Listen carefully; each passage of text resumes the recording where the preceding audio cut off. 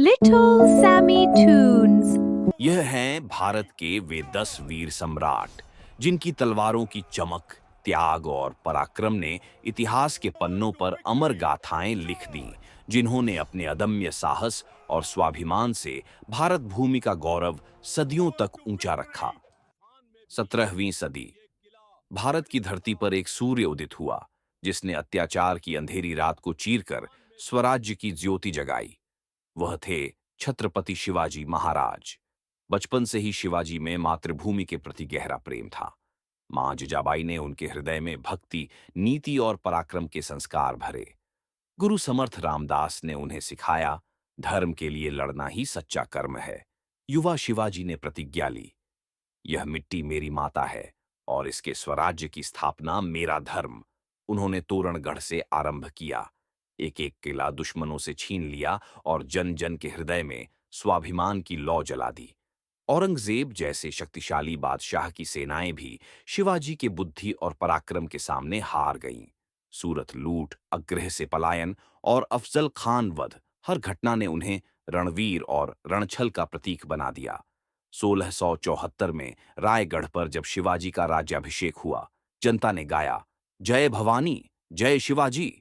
भारत का पहला हिंदू स्वराज्य स्थापित हुआ। शिवाजी महाराज ने दिखाया, वीरता तलवार से नहीं, संकल्प से जन्म लेती है। उनकी गाथा आज भी गूंजती है, स्वराज मेरा जन्मसिद्ध अधिकार है। जय शिवाजी, जय भवानी। प्राचीन भारत की भूमि पर मौर्य वंश का एक तेजस्वी नक्षत्र उदय हुआ, सम्राट अशोक। चंद्रगुप्त मौर्य के वंशज बिंदुसार के पुत्र अशोक का नाम ही था अजेय, अदम्य और अपराजेय। युद्ध भूमि में उनका पराक्रम अद्वितीय था।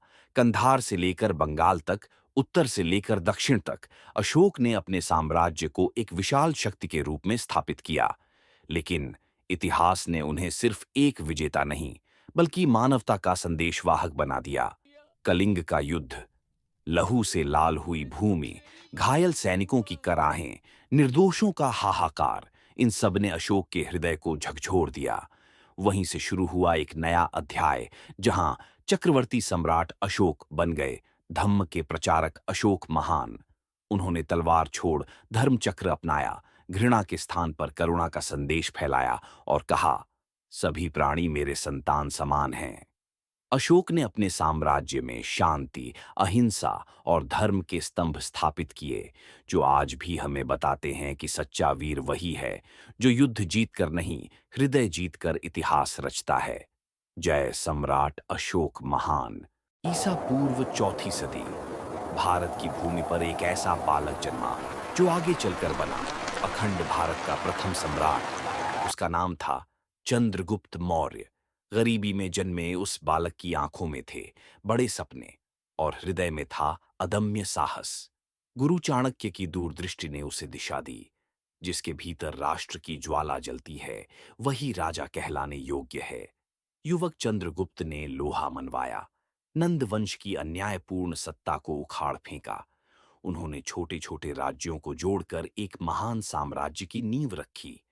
मौर्य साम्राज्य उत्तर में हिमालय से लेकर दक्षिण के सागर तक और पश्चिम में अफगानिस्तान से लेकर बंगाल तक, हर दिशा में गूंज उठा नाम सम्राट चंद्रगुप्त मौर्य। उन्होंने शासन में न्याय, नीति और धर्म को सर्वोपरि रखा। चाणक्य नीति के सिद्धांतों से उन्होंने ऐसा प्रशासन बनाया जो आज भी राजनीति का आदर्श उदाहरण है। अंत में राज सत्ता त्याग कर उन्होंने जैन धर्म अपना लिया और जीवन के अंतिम क्षणों तक अहिंसा और सत्य का पालन किया। चंद्रगुप्त मौर्य, जिसने दिखाया कि सच्चा राजा तलवार से नहीं, बल्कि नीति, त्याग और धर्म से महान बनता है। जय भारत, जय सम्राट चंद्रगुप्त मौर्य। महाराणा प्रताप, मेवाड़ के अमरवीर, भारत की आन, शान और सम्मान, जिनका नाम सुनते ही दुश्मनों के दिल कांप उठते थे। 1540 ईस्वी में कुंभलगढ़ के किले में जन्मे इस शेर ने बचपन से ही तलवार और स्वाभिमान को अपना धर्म माना। अकबर ने जब सारे राजाओं को झुका लिया, तब भी प्रताप नहीं झुके। उन्होंने कहा, मेवाड़ की मिट्टी में घुल जाना मंजूर है, पर पराधीनता नहीं। हल्दी घाटी का युद्ध, इतिहास की अमर कथा। महाराणा अपने चेतक घोड़े पर सवार दुश्मनों के बीच सिंह की तरह गरज उठे। जय एकलिंग जी! चेतक ने छलांग लगाई, दुश्मनों की सेना को रौंद डाला। युद्ध भले अधूरा रहा, पर मेवाड़ का स्वाभिमान अमर हो गया। वनों में रहकर भी उन्होंने हार नहीं मानी, पत्थरों की थाली में रोटियां खाईं, पर अकबर की अधीनता स्वीकार न की। उनकी एक ही पुकार थी, स्वराज ही मेरा धर्म है। आज भी इतिहास कहता है, महाराणा प्रताप केवल एक राजा नहीं, वे स्वतंत्रता की अमर ज्योति हैं, जो हर भारतीय के हृदय में आज भी जल रही है। 12वीं सदी का भारत, दिल्ली और अजमेर की धरती पर एक शेर जन्मा, जिसका नाम सुनते ही दुश्मनों की धड़कनें थम जाती थीं। वह थे महाराज पृथ्वीराज चौहान। राजा सोमेश्वर और रानी कमला देवी के पुत्र पृथ्वीराज बचपन से ही असाधारण प्रतिभाशाली थे। घोड़े की सवारी, धनुर्विद्या और तलवारबाजी, हर कला में वे निपुण थे। उन्होंने चौहान वंश का परचम उत्तर भारत में लहराया। तराइन के पहले युद्ध में उन्होंने घमंडी आक्रमणकारी मोहम्मद गौरी को धूल चटाई। उनकी वीरता, रणनीति और धनुष की सटीकता ने भारत की धरती पर स्वाभिमान की गूंज भर दी। कहा जाता है, जब गौरी ने दूसरी बार छल से हमला किया, तब भी पृथ्वीराज ने डटकर सामना किया, पर किस्मत को कुछ और ही मंजूर था। गौरी ने उन्हें बंदी बना लिया। कैद में भी उन्होंने अपना पराक्रम नहीं छोड़ा। कविचंद बरदाई की मदद से उन्होंने शब्दभेदी बाण चलाकर गौरी को उसी के दरबार में भेद दिया। पृथ्वीराज चौहान ने दिखाया, वीर मरता है पर झुकता नहीं। उनका नाम आज भी हर भारतीय के हृदय में गूंजता है, शौर्य, स्वाभिमान और अमर बलिदान का प्रतीक। जय राजपुताना, जय पृथ्वीराज चौहान। गुप्त वंश का स्वर्ण युग आरंभ हुआ, जब भारत की धरती पर जन्म हुआ एक अद्भुत योद्धा का, जिसे इतिहास ने नाम दिया महाराज समुद्रगुप्त। सम्राट चंद्रगुप्त प्रथम के पुत्र समुद्रगुप्त बचपन से ही तेज, बुद्धिमान और पराक्रमी थे। तलवार की धार हो या युद्ध की योजना, हर कला में वे अद्वितीय थे। जब वे गद्दी पर बैठे तो उन्होंने एक ही संकल्प लिया, अखंड भारत का निर्माण। उन्होंने उत्तर से दक्षिण, पूरब से पश्चिम तक अपना पराक्रम फैलाया और भारत को एकता के सूत्र में पिरो दिया। इतिहास गवाह है, समुद्रगुप्त ने 100 से अधिक युद्ध लड़े और लगभग सभी में विजय प्राप्त की। वे केवल विजेता ही नहीं, बल्कि एक उदार शासक, कवि और संगीत प्रेमी भी थे। उनके शासन में भारत की समृद्ध कला और संस्कृति स्वर्ण युग की ऊंचाइयों पर पहुंच गई। विदेशी राजा भी उनकी वीरता और न्यायप्रियता के प्रशंसक बन गए। समुद्रगुप्त ने दिखाया, सच्चा सम्राट वह नहीं जो भूमि जीत ले, बल्कि वह जो लोगों के दिल जीत ले। उनकी गाथा आज भी प्रेरणा देती है, शौर्य, नीति और गौरव का अमर संदेश। जय भारत, जय सम्राट समुद्रगुप्त। दक्षिण भारत की पवित्र भूमि, जहां सूरज सबसे पहले उगता है, वहीं जन्म हुआ एक ऐसे महान सम्राट का, जिसने चोल वंश को विश्व के शिखर पर पहुंचाया। वह थे महाराज राजराज चोला प्रथम। राजराज चोला एक दूरदर्शी, पराक्रमी और नीतिकुशल शासक। जब वे गद्दी पर बैठे तो चोल साम्राज्य बिखरा हुआ था, पर उनकी बुद्धिमत्ता और वीरता ने उसे एकता और शक्ति के साम्राज्य में बदल दिया। उन्होंने दक्षिण भारत के अनेक राज्यों पर विजय प्राप्त की। पांड्य, चेर और श्रीलंका तक उनकी तलवार की गूंज पहुंची। उन्होंने समुद्र पार भी अपने परचम फहराए और भारत की शक्ति का पराक्रम विश्व को दिखाया। राजराज चोला केवल योद्धा नहीं थे, वे कला और संस्कृति के महान संरक्षक भी थे। उनकी अमर कृति, तंजावुर का बृहदेश्वर मंदिर, आज भी उनकी श्रद्धा, शक्ति और भव्यता का प्रतीक है। उन्होंने सुदृढ़ नौसेना का निर्माण किया, व्यापार मार्गों को सुरक्षित किया और अपने शासन में न्याय, धर्म और समृद्धि को स्थापित किया।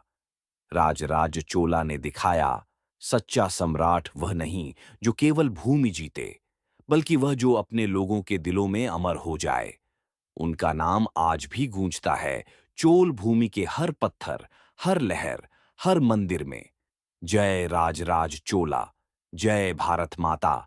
सुनो भारत की धरती के उस महान योद्धा की कहानी, जिसने सिकंदर जैसे विश्व विजेता को भी चुनौती दी।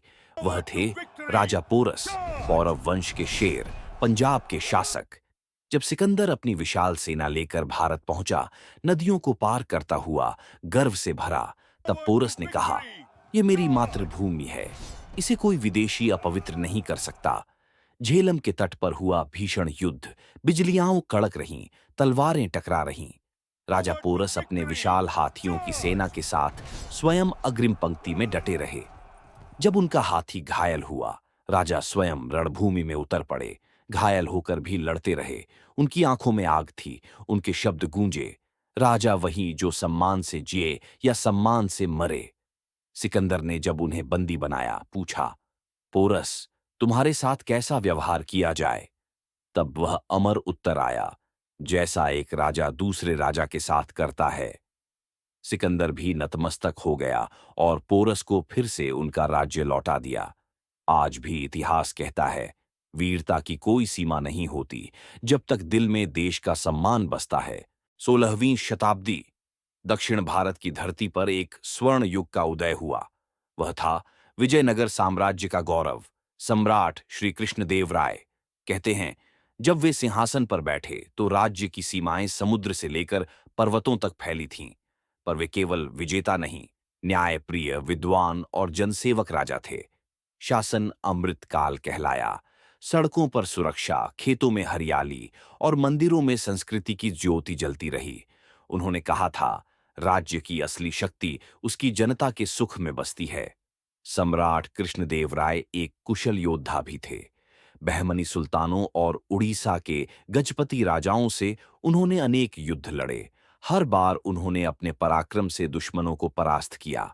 उनकी तलवार में जैसे बिजली की धार थी और उनके नेत्रों में था धर्म और नीति का तेज। रायचूर के युद्ध में उन्होंने इतिहास रचा। शौर्य, रणनीति और संगठन का ऐसा उदाहरण जिसे आज भी सेनानी याद करते हैं। युद्ध के बाद भी उन्होंने शत्रु राज्यों में क्षमा और नीति का संदेश फैलाया। पर सम्राट की महानता केवल युद्ध में नहीं थी। उन्होंने तेलुगु, संस्कृत और कन्नड़ साहित्य को स्वर्णकाल दिया। स्वयं भी वे कवि थे। अमुक्त माल्यदा जैसी रचना आज भी उनकी प्रतिभा का प्रमाण है। प्रजा उन्हें अभिन्न देवता मानती थी, क्योंकि वे राजा नहीं, रक्षक थे। आज भी जब विजयनगर के खंडहरों में हवा चलती है तो वह फुसफुसाती है, जय श्री कृष्ण देव राय, विजयते धर्म राज्य। 7वीं शताब्दी का भारत राजनीतिक अस्थिरता और संघर्ष के समय एक राजा ने जन्म लिया जिसने उत्तर भारत को फिर से एकता और संस्कृति के सूत्र में बांध दिया। वह थे सम्राट हर्षवर्धन। थानेसर के राजा प्रभाकर वर्धन के पुत्र और राज्यवर्धन के छोटे भाई हर्ष बचपन से ही तेज, न्यायप्रिय और करुणामय थे। जब उनके बड़े भाई की हत्या हुई और बहन राज्यश्री को बंदी बना लिया गया, तब हर्ष ने प्रतिज्ञा ली, मैं अन्याय का अंत करूंगा और धर्म राज्य की स्थापना करूंगा। उन्होंने अपनी सेना संग शत्रुओं पर विजय प्राप्त की और कन्नौज को अपनी राजधानी बनाया। हर्ष ने केवल युद्ध नहीं लड़े, बल्कि उन्होंने शासन को सेवा का माध्यम बनाया। उन्होंने करों को कम किया, सड़कों, धर्मशालाओं और अस्पतालों का निर्माण करवाया और हर 5 वर्ष में महामोक्ष सभा आयोजित की, जहां वे स्वयं अपना धन और आभूषण जनता को दान कर देते थे। उनके राज्य में कला, शिक्षा और संस्कृति का स्वर्ण युग लौटा। नालंदा विश्वविद्यालय को उन्होंने संरक्षण दिया। विद्वान बाणभट्ट और चीनी यात्री हुएनसांग उनके दरबार की शोभा थे। स्वयं हर्ष भी एक महान कवि और साहित्यकार थे।